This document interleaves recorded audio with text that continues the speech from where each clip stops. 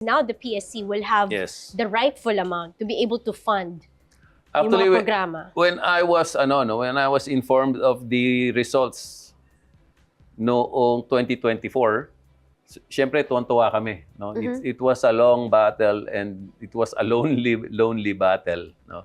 And we did not really expect that we could win it. But we knew we were in the right, no? So, tinawagan ko si Chairman Dicky, tuwan-tuwa siya, no? Kaya lang, of course, naputol din yung ano niya, yung Because may MR.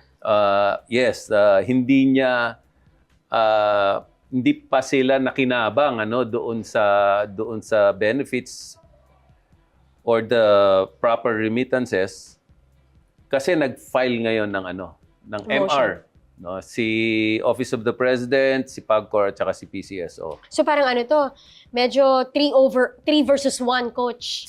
Oh.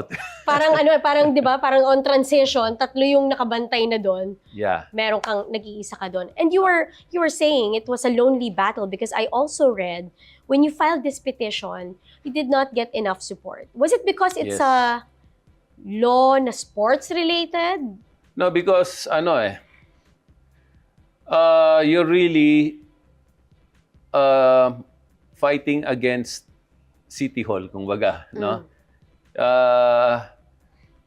You're really trying to yank away these funds from the office of the president, the most powerful office in the land, and the two most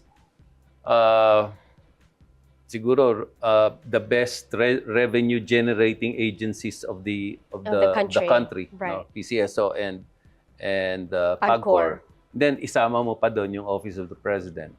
So nobody really wanted to take on those three institutions at the same time. Parang ang ano nila is yes, we know by law that 5% should be going to PSC, but who's gonna take that away from the office of the president? So naglakas loob lang ako. I tried to look for other people who might join me, no, in the petition.